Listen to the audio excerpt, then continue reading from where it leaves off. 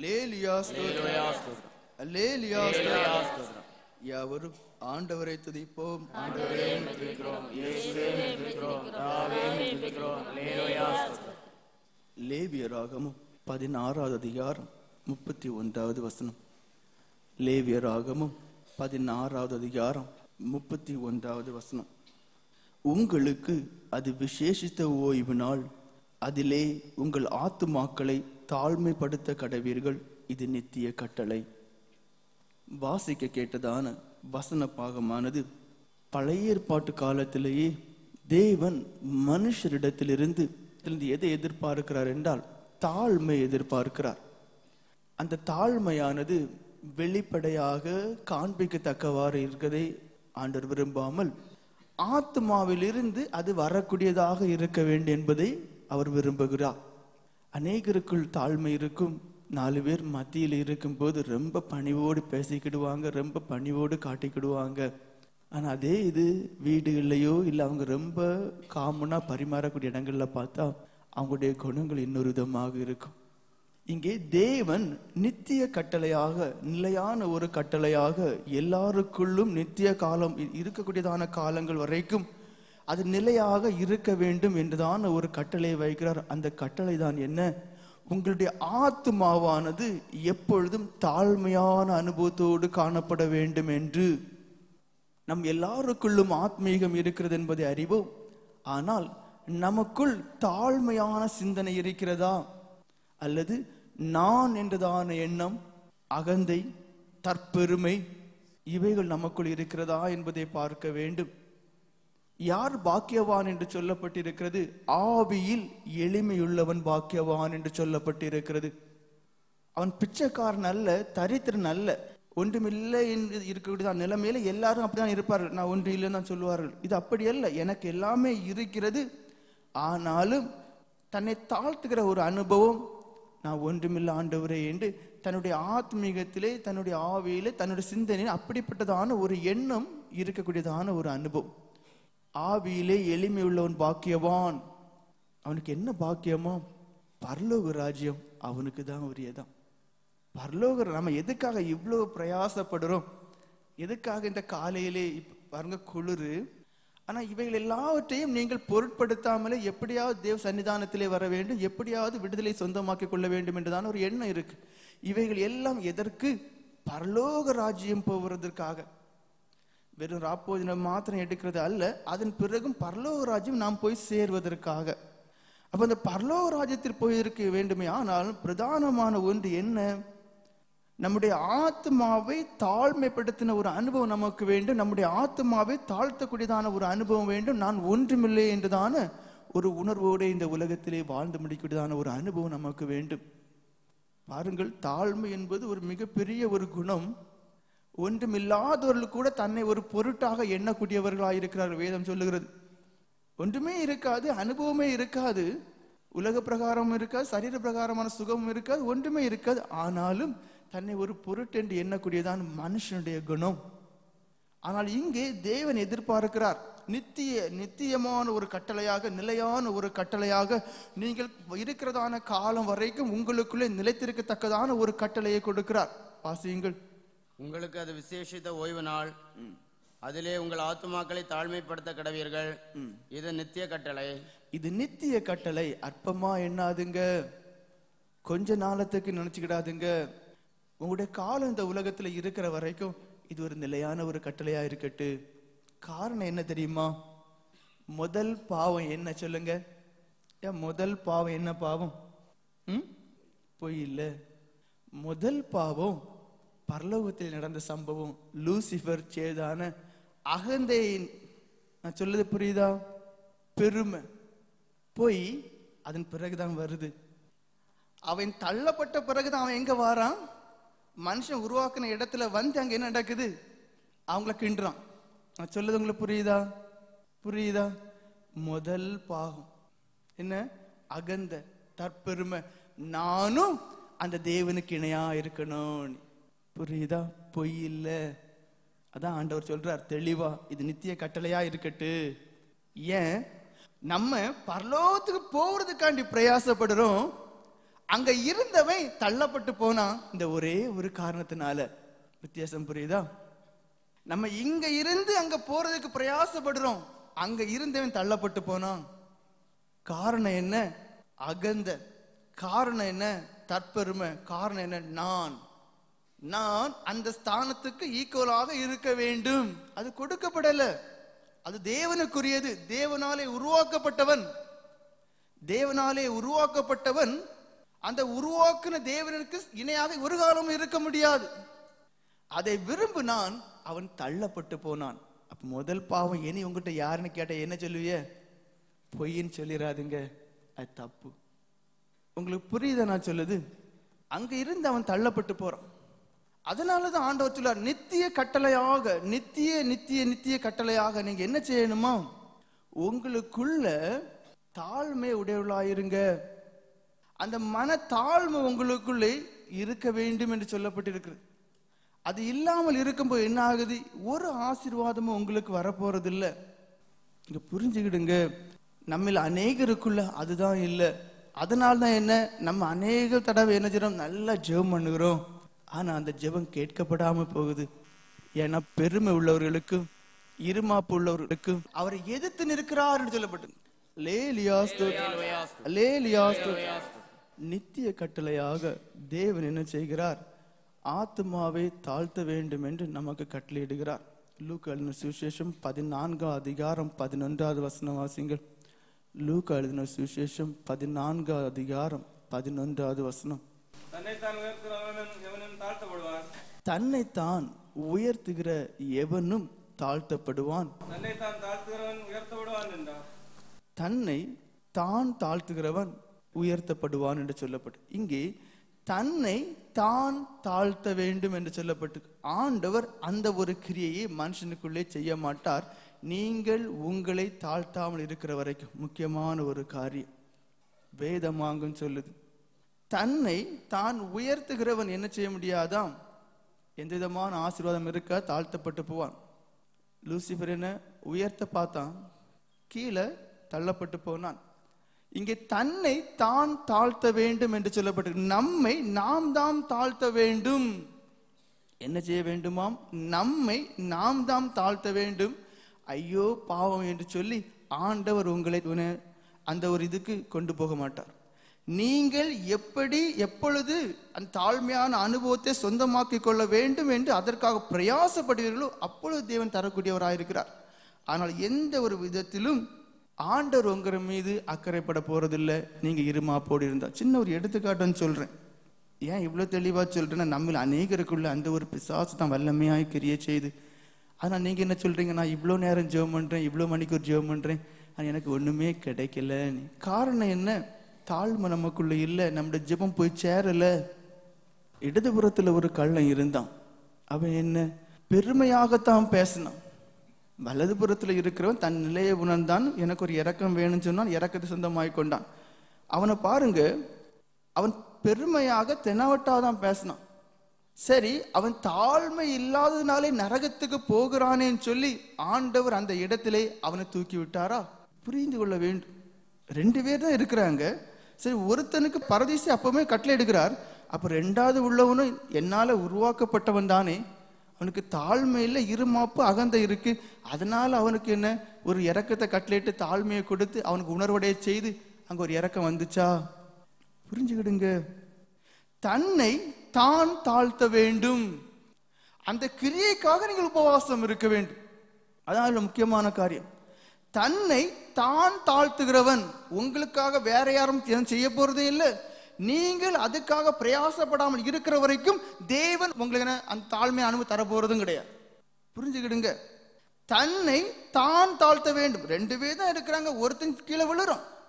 அப்ப அந்த ஆண்டவருக்கு தெரியாதா? அவன் தாழ்மை இல்லாததுனால கீழே விழுறான்.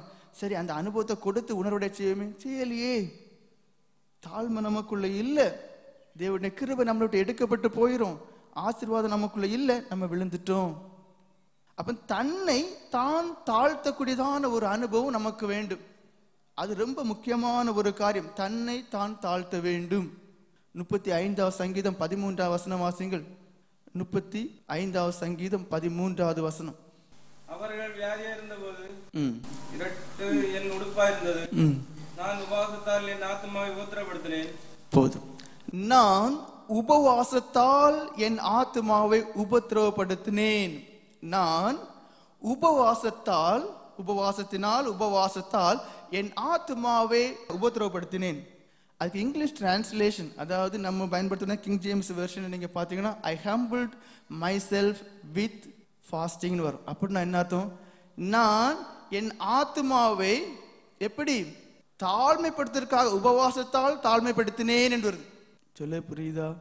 உபத்திரவப்படுத்தினேன், என் ஆத்மாவை சிறுமைப்படுத்தினேன், என் ஆத்மாவை நான் ஒன்றுமில்லை என்றுதான் ஒரு நிலைக்கு கொண்டு வந்தேன். அதுக்கு என்ன செய்த? நான் உபவாசம் இருந்தேன். புரியுதா? உபவாசம் அது ரொம்ப தேவை. நம்முடைய ஆத்மாவை ஒடுக்குகிறதற்கு, அதை சிறுமைப்படுத்துவதற்கு, அதை கட்டுப்படுத்தி நம்முடைய கண்ட்ரோலுக்குள்ள கொண்டு வருவதற்கு, பெருமைக்குரிய எண்ணங்கள் எல்லாவற்றையும் அகற்றுவதற்காக உபவாசம் தேவை. நான் உபவாசத்தால் என்னுடைய ஆத்மாவை சிறுமைப்படுத்தினேன், தாழ்மைப்படுத்தினேன். மனசிலாக்கிடுங்க. தாழ்மையான அனுபவம் ஈஸியா கிடைக்க போறதே கிடையாது. ஏன்னா சாத்தான் டக் டக் டக்குன்னு ஒரு தூக்கி விட்டுறே, நீ இப்படி இல்லை அப்படி ஆகும், நீ அப்படி இல்லை இப்படி ஆகும். எல்லாரும் என்ன ஒரு சின்ன ஒரு கிருபை இருக்கும், இல்லை ஏதாவது ஒரு ஆசீர்வாதம் இருக்கும், அதை குறித்து பெருமையுடையவங்களாகவே இருப்போம். ஒன்ன காட்டில் நான் குறைஞ்சவனான். ஒரு காலம் எப்படி பார்த்தாலும் அது என்ன, அந்த சிந்தனை ஃபுல்லா எப்படி நெருக்கிட்டே இருக்கும், நம்மள பெருமைக்குரிய எண்ணங்களாலே நிரம்பிட்டு இருக்கும். ஆனா உபவாசம் நமக்கு ரொம்ப தேவை. அந்த ஆத்மாவை அப்படியே சிறைப்படுத்துவதற்கு, அந்த ஆத்மாவை அப்படியே உபத்திரவப்படுத்துவதற்கு, தாழ்த்துவதற்கு, நான் ஒண்ணு இல்லை என்று ஒரு நிலைக்கு உங்களை கொண்டு வருவதற்கு அந்த உபவாசம் மிகவும் அவசியமா இருக்கு. அல்லேலூயா. அப்ப எதுக்கு நாம் இந்த நாளிலே குறிப்பாக உபவாசம் இருக்க போகிறோம் என்றால், நம்முடைய விடுதலைகளை நாம் அடைந்து கொள்வதற்கு உபவாசம் தேவையா இருக்கு.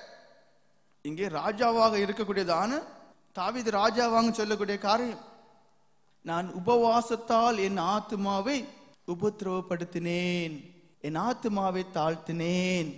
என் ஆத்மாவை நான் என்றுதான் எண்ணம், இஸ்ரவேலுக்கு ராஜா என்றதான எண்ணம், எல்லாவற்றையும் எப்படி அப்படியே தாழ்த்தினேன். பிலிப்பியர் நிருபம் 2வது அதிகாரம் 6-10 வரைக்கும் வாசிங்க. அவர் தேவனுடைய ரூபமாயிருந்தும் தேவனுக்கு சமமாயிருப்பதை கொள்ளையாடின பொருளாக எண்ணாமல், பாருங்க, அவரே தேவன், ஆனா அந்த ஒரு பாக்கியத்தை அவர் பெருசாகவே எண்ணல.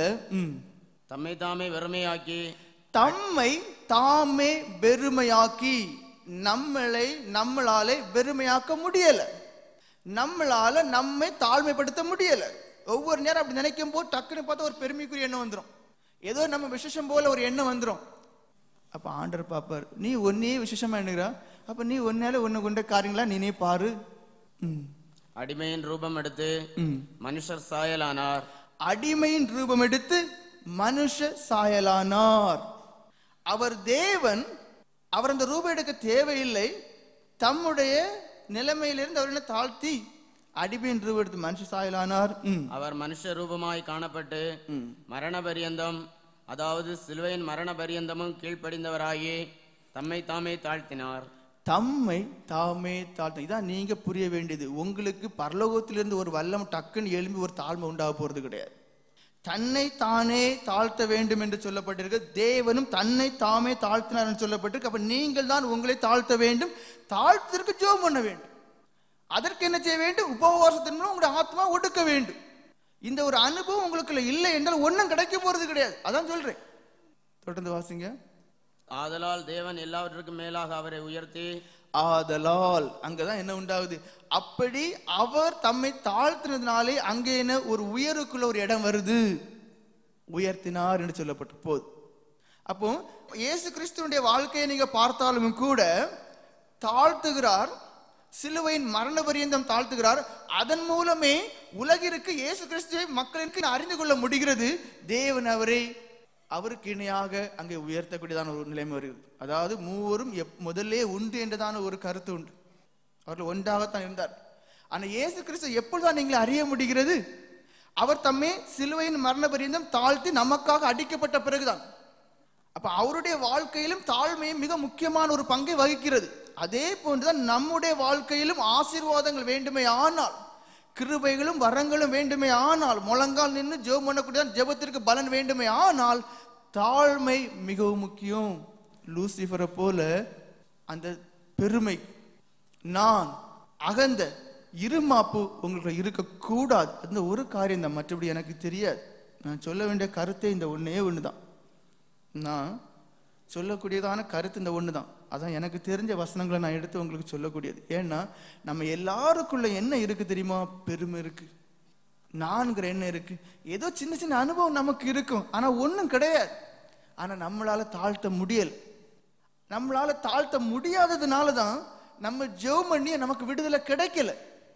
அதுக்காக தான், நீங்க புரிஞ்சுக்கிட்டதுக்காகத்தான் என்னால எனக்கு தெரிஞ்சதை நான் சொல்றேன் உங்களுக்கு. திரும்ப திரும்ப சொல்ற இந்த ஒண்ணுதான். இந்த அனுபவத்துக்காக முதல்ல ஜெபம் பண்ணுங்க. ஏன்னா இந்த அனுபவம் உங்களுக்குள்ள இல்லைன்னா உங்களுக்கு எந்த விதமான ஒரு பலனும் ஜெபத்துல கிடைக்க போறது இல்லை. ஏன்னா வேதம் ஒரு காலம் பொய்யாகாது.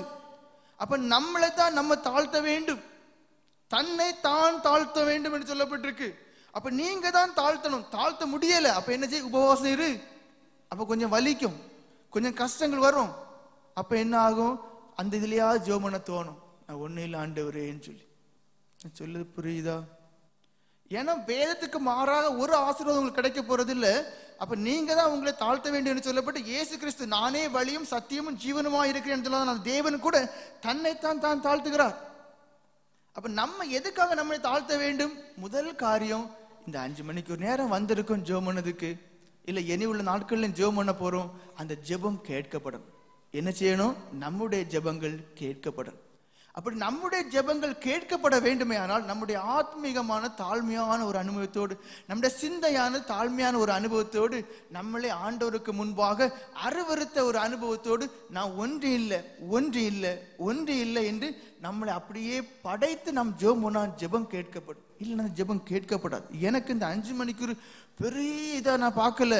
எனக்கு தேவை வெளியில போகும்போது நீங்க சந்தோஷமா விடுதலையோடு போகணும், ரட்சிக்கப்படாதவங்க ரட்சிக்கப்படணும். அதான் எனக்கு ஆசை. நான் ஒரு மாற்றத்தை தான் எதிர்பார்க்கிறேன், நமக்குள்ள ஒரு மாற்றத்தை எதிர்பார்க்கிறேன். நம்ம யதார்த்தமான ஒரு பரிசுத்த உடையவர்களாக மற்றவங்க சொல்லணும், மலவளக்காரங்களுக்குள்ள அனுபவம் உண்டு. அல்லேலூயா ஸ்தோத்திரம், அல்லேலூயா ஸ்தோத்திரம். இதான் எனக்கு தேவை, எனக்கு வேற ஒண்ணும் வேண்டாம். ஏன்னா இந்த உலகத்திலே அநேகமான சபைகள், ஊழியக்காரர்கள், ஊழியம் இவை எல்லாமே பரவி கொண்டே போகிறது. எது மாத்திரம் இல்ல, தேவன் அவர்களோடு கூட இல்லை. யார் இருக்கிறார்? எல்லாருக்குள்ளும் நடத்துறவன் நாங்கிறது தெரியணும். பெரிய வால் போஸ்ட் ஒட்டிடுவாங்க, பெரிய பேனர் வச்சிருவாங்க, பெரிய பப்ளிசிட்டி பண்ணிடுவாங்க.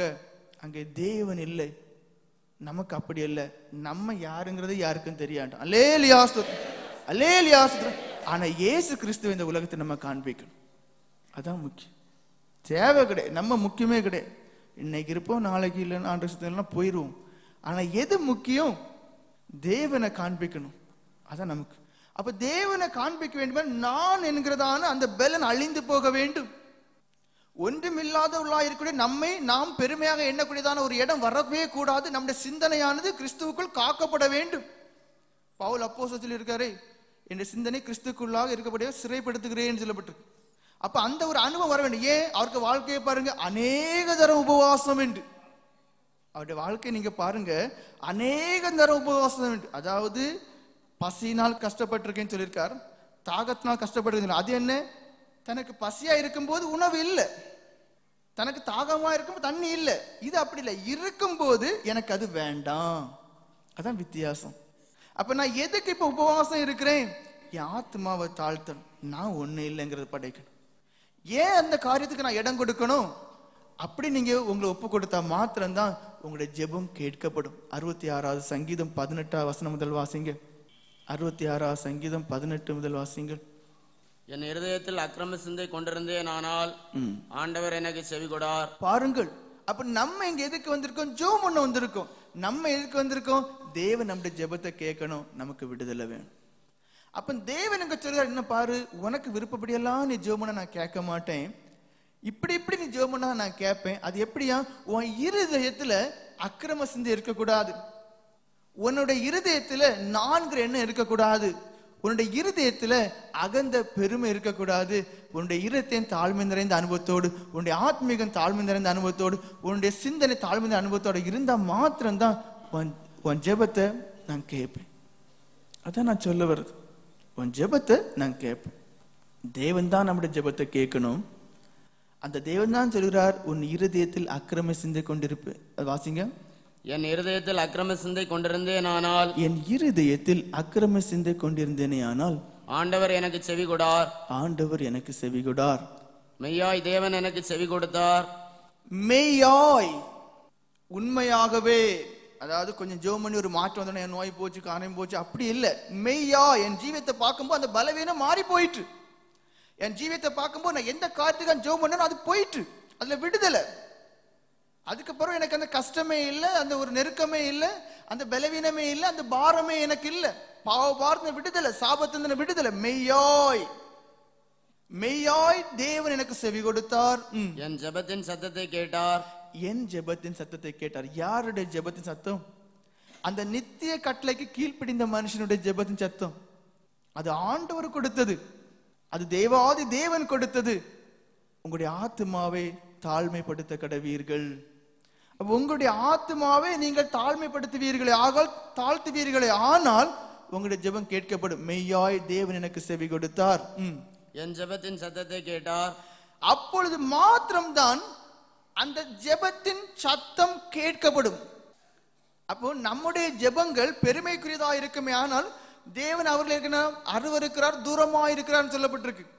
அப்ப அப்படிப்பட்டதுக்கு இருக்குமே, சத்தம்போடு ஜெபம் பண்ணா கூட ஒரு சத்தம் தான் இருக்குமே தவிர என்ன காரணத்துக்காக நீங்க ஜெபம் பண்ணீங்க என்பது அங்க போய் சேர போறதே இல்லை. அப்போ யதார்த்தமாய் உங்களுடைய ஜெபத்தின் ஒவ்வொரு வார்த்தைகளும் விண்ணப்பங்களும் அவருடைய சன்னிதானத்தில் போய் சேர வேண்டுமே, ஆனால் அக்கிரம சிந்தை இருக்கக்கூடாது. புரிந்துகிடுங்க. நமக்கு ஏன்னா விடதுக்கு மனமே இல்லை. நம்முடைய குணத்தை மாற்றுறதுக்கு, அதான் நம்ம பெரிய தப்பே இந்த ஒண்ணுதான். நம்ம எல்லாருக்கும் எல்லா ஆசீர்வாதம் வேணும், ஆனா நான் மாற மாட்டேன், நான் எனக்குள்ள ஒரு மாற்றத்தை கொண்டு வரதுக்கு பிரயாசப்பட மாட்டேன், நான் இப்படிதான் இருப்பேன். அங்கதான் தப்பு பண்றோம். மெய்யாய் தேவன் எனக்கு செவி கொடுத்தார் என்று சொல்லப்பட்டிருக்கு. தொடர்ந்து வாசிங்க. மெய்யாய் தேவன் எனக்கு செவி கொடுத்தார். என் ஜெபத்தின் சத்தத்தை கேட்டார். என் ஜெபத்தின் சத்தத்தை கேட்டார். என் ஜெபத்தை தள்ளாமலும், என் ஜெபத்தை தள்ளவில்லை. நம்ம அநேகருடைய ஜெபங்கள் தள்ளப்பட்டு போகுது. உண்மையிலே எனக்கு பிரயாசம், எனக்கு மனசு கஷ்டம் எல்லாம் இந்த ஒண்ணுதான். ஆண்டவரே இப்படி எல்லாம் வாராங்க, அந்த வரும்போது யாருக்கும் ஜெபம் பண்ண எந்த தடையும் இருக்கக்கூடாது. அவங்க என்னென்ன காரியங்களுக்காக ஜெபம் பண்றாங்களோ அந்த காரியம் நடக்கணும்னு தான் எனக்கு. ஏன்னா எனக்கு இந்த கூட்டம் இன்னும் வரணும், இன்னும் அதிகமா. அப்ப எப்படிதான் வரும்? அவங்களுடைய தேவைகள் நிறைவேற்றப்பட்டால்தான். இல்லைன்னா என்ன செய்வாங்க? வந்து எனக்கு என்ன புண்ணியம், நான் போறேன். ஆனா காரணங்களை புரிந்து கொள்ள மாட்டாங்க. நான் தான் தடைன்னு. அதுல என்ன தடை இருக்கு? தாழ்த்த முடியல. அப்போ என்னுடைய ஜெபம் தள்ளப்பட்டு போகுது. என்னுடைய ஜெபம் தள்ளப்பட்டு போகுது. என் ஜெபத்தை தள்ளாமலும் தமது கிருபை என்னை விட்டு விலக்காமலும் இருந்த தேவனுக்கு ஸ்தோத்திரம் உண்டாவதாக. ஒரு மனுஷனுடைய ஜெபம் தள்ளப்பட்டு போகும்போது அவனுக்கு கிருபை இழந்து போகிறான். அவனுக்கு கிருபை கிடைக்கவும் போறதில்லை. அப்ப நம்ம இங்க இருக்கிற கிருபைக்காக, இரக்கத்திற்காக, விடுதலைக்காக, ஆசீர்வாதத்திற்காக. அப்ப என்ன தேவை? தாழ்த்துங்க. என்ன செய்யணும்? நம்மளை நாமே தாழ்த்தணும். நம்ம ஒண்ணு இல்லைங்கிறதான ஒரு மனநிலைக்கு நம்மளை கொண்டு வர. இதான் நீங்க புரிந்துகிட வேண்டியதான ஒரு, இந்த ஒரு காரணத்துக்கான எனக்கு தெரிஞ்ச மாதிரி நான் வசனங்களை எடுத்து உங்களுக்கு சொல்றேன். ஏன்னா எனக்கு எப்படியாவது உங்களுக்குள்ள உணர்த்தணும். இதான் எனக்கு வேற தெரியாது. ஏன்னா நம்ம ஜெபம் பண்ணிட்டு போகும்போது ஒரு பலன் தான் எனக்கு வேணும். எனக்கு அதான் ரொம்ப ரொம்ப முக்கியம், மைண்ட்ல ஓடிட்டே இருக்கிறது. அப்ப நீங்க ஜெபம் பண்ணுற ஜெபம் கேட்கப்பட்டாதான் உங்களுக்கு ஜெபம் பண்ணதுக்கு இன்னும் தாகம் வாஞ்சி இருக்கும், ஜெபம் பண்ண இன்னும் வருவீங்க. அப்ப அதுக்கு என்ன செய்ய வேண்டும்? முக்கியமான ஒரு காரியம், தாழ்த்துங்க. பெருமைக்குரிய எல்லாவற்றையும் கண்டுபிடிங்க. உங்களை நீங்களே உயர்த்தக்கூடியதான சிந்தனை விடுதலை பெறுவதற்குரிய எல்லாவற்றையும் என்னென்னவைகள் உங்களை உயர்த்துகிறதோ அவை எல்லாவற்றையும் கண்டுபிடிங்க. அதன் பிறகு என்ன செய்யுங்க? அந்த தேவனை உங்களுக்கு முன்பாக கொண்டு வாருங்கள். ஒன்று, தேவன் தாமே நான் ஆசீர்வதிக்கப்படுவதற்காக நித்திய கட்டளை கொடுத்திருக்கிறார். அடுத்தது, அந்த கட்டளையின்படியே தேவன் தாமே மாதிரியாக இந்த உலகத்திலே வாழ்ந்து காண்பித்திருக்கிறார். அடுத்தது, சாட்சிகள் எப்படி இருந்திருக்கிறார்கள்? உபவாசத்தின் மூலம் தங்களை தாழ்மைப்படுத்தினார்கள் என்று சொல்லப்பட்டிருக்கிறது. அடுத்தது என்ன? அப்படி தங்களை தாழ்மைப்படுத்த ஜெபம் கேட்கப்பட்டது என்று இருக்கு. 4 காரியங்கள். அப்ப இவைகளை தெளிவும் திட்டவுமாக உங்களுக்கு சொல்லப்பட்டிருக்கிறது. அப்படி சொன்ன பிறகும் இதை இன்னும் நீங்க புரியாமல் இருப்பீர்களே, ஆனால் நமக்கு தான் அது ஆசீர்வாதத்துக்கு. நம்முடைய ஜெபங்கள் கேட்கப்படணும், நமக்கு தேவனுடைய பார்வையில தயவு கிடைக்கணும், நம்முடைய சரீரங்கள் இருக்கிறதான கேடுகள் நீக்கப்பட்டு போகணும், நம்முடைய ஆத்மீகத்தில் இருக்கிறதான பலவீனங்கள் மாற்றப்பட்டு போகணும், நமக்கு தேவையான உலக பிரகாரம் ஆசீர்வாதங்கள் நமக்கு வேணும். சுருக்கமா சொல்லப்போனா தேவன் நம்மோடு கூட இருந்து இந்த உலகத்தில் சகலத்தையும் ஆசீர்வதித்து தரணும். இவையெல்லாம் நமக்கு வேண்டுமே, ஆனால் தாழ்மை நிறைந்த அனுபவம் வேண்டும். ஜெபத்திலே தாழ்த்துகிறதான ஒரு அனுபவம் வேண்டும். 1 பேதுரு 5:5-6 வசனங்களை வாசிங்கள். 1 பேதுரு 5:5-6 வசனங்கள்.